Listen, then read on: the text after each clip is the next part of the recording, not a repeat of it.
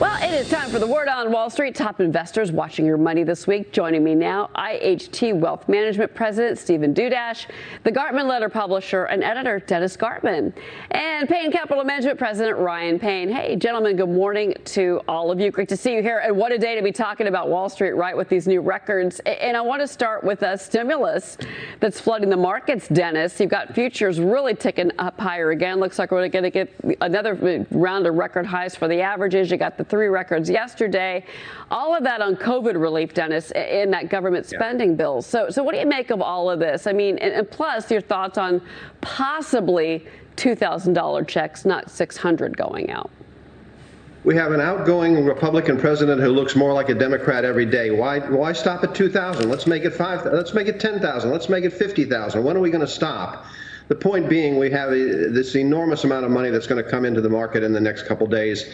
It is year end. There will be book squaring for the year end. There will be window dressing for the year end. I am stunned by the strength of the stock market. It has surprised me. I loved the stocks in late October. I loved them in November. I loved them in late November.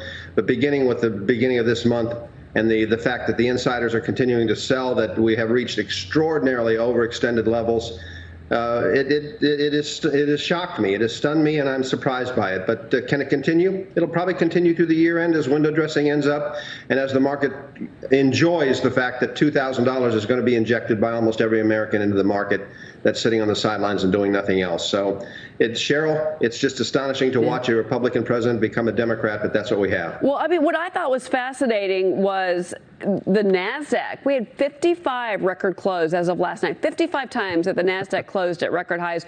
This is in the middle of a pandemic, Dennis, and then the Dow as well, 12th record close last night. So I think the question for everybody, look, you know, we've survived 2020, but can these markets continue in 2021? I mean, is stimulus enough to prop up the economy to get us through this?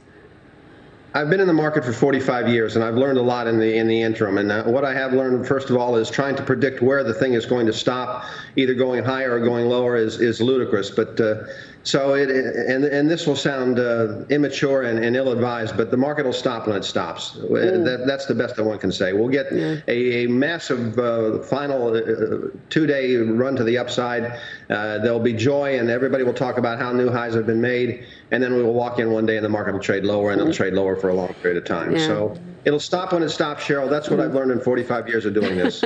And that's why we talk to you all the time about this, Dennis, because you're one of the smartest guys I know, and even you're saying, hey, and you're right. I mean, no one wants to try and time the market. That usually doesn't work out for anybody. Nobody. Yeah. Well, let's talk about China, guys, because, you know, there's a lot of concern about Chinese investments in general. The Treasury Department has added these guidelines to President Trump's November executive order, and it blocks U.S. investors from buying securities of companies that do business with the Chinese military. And then this will apply to companies and ETFs and index funds. And then you've got Alibaba that's looking up actually this morning, shockingly. Their Hong Kong shares tumbled 8% yesterday, but Alibaba and the pre-market here, the BABA shares up more than 3%.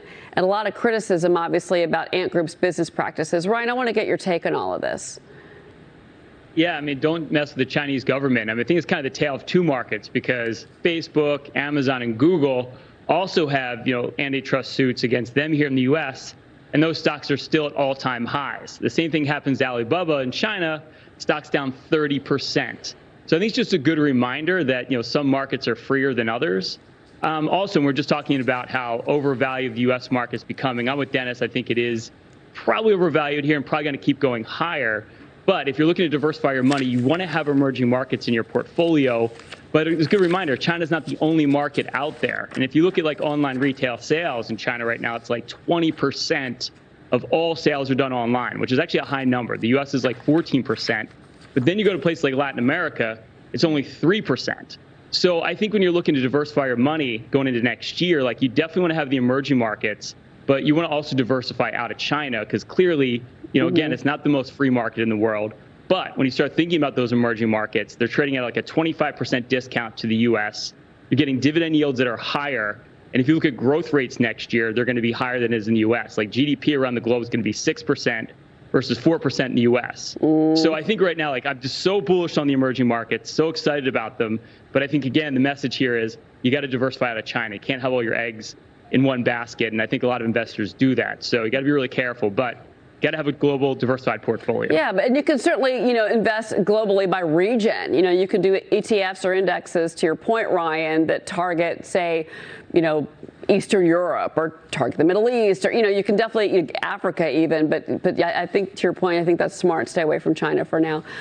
Steve, I want to kind of look forward to 2021. I was asking Dennis about this. Do you think that when it comes to discretionary spending, that we're going to see a boost from Americans? I mean, again, who knows with the pandemic, but do you think there's going to be some sectors that we're going to see some growth in if they're consumer built?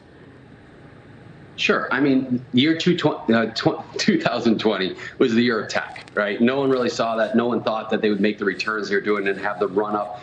But it feels a little like 1999 right now. People are buying names, they're not buying earnings. And I'm personally, I don't see how the tech sector can repeat what they did. If I'm out there, be careful. Like Dennis was just saying, you're going to see a run up the next few days, but then come 2021, there's a lot of pent-up earnings in the tech side or gains on the tech side. You could see a massive sell-off on that in the first week or so be careful. Wow. But consumer spending, yeah, apparently we're going to give away money to everyone, $50,000 a person or whatever they want. No one wants to say no.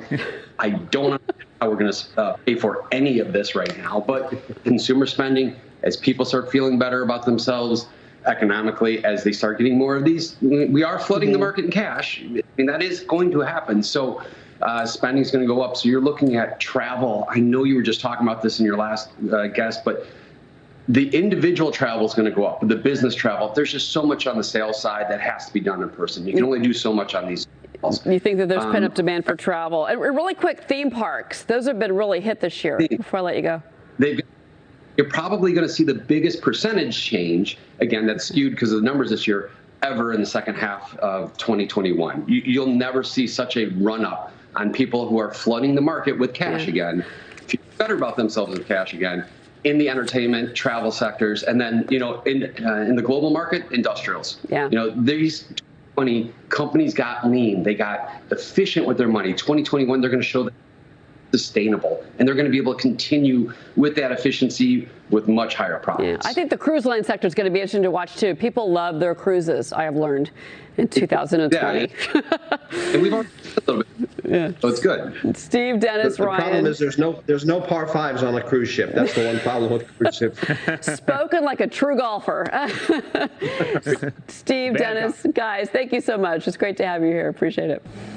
We've got a lot more coming up this morning. Former White House communications